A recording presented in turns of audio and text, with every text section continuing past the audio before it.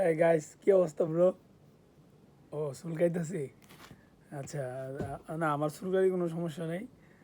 কত হলো যে আজকে যেটা ফাটাফাটি বা আজকে একটা বিষয় নিয়ে কথা কমু। সেটা হলো যে আমি কিন্তু আমার পেজের নাম চেঞ্জ করে ফেলাইছি, অনেকেই দেখছো।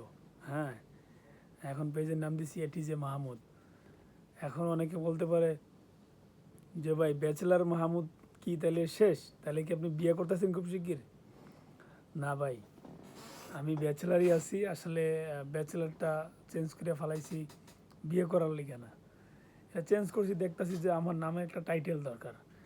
এখন এই যে টাইটেল যেটা ব্যাচেলর মাহমুদ, এই যে ব্যাচেলর, আমি যদি ব্যাচেলরই থাইকা যাই, হ্যাঁ, বিয়ে শাদী তো একসময় করবো, ঠিক আছে। এখন যদি ব্যাচেলরই থাইকা যাই, মানে টাইটেল যদি আমার নামের আগে ব্যাচেলরই হয়ে যায়, তাহলে আজীবন আমাকে সবাই ব্যাচেলরই বলবে, তাই না? এই জন্য অনেক ভাইবা চিন্তা দেখলাম যে হ্যাঁ, নামের টাইটেলটা চেঞ্জ করা দরকার। এই জন্য আর কি চেঞ্জ করলাম, যে নাম দিলাম কি এটিজে মাহমুদ। ঠিক আছে। এই আর কি।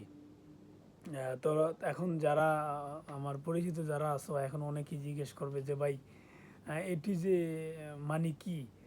এটিজে মানে কি এখন বলা যাবে না, এরা সময় এলে বলবো। মানে এইটা এখন বলার সময় না। তবে তোমাদেরকে আগাম আগাম জানান দিয়ে রাখলাম যে মোর পেজের নাম চেঞ্জ করছি। এটা হলো এটিজে মাহমুদ। ঠিক আছে, সবাই ভালো থাকো, আল্লাহ হাফেজ।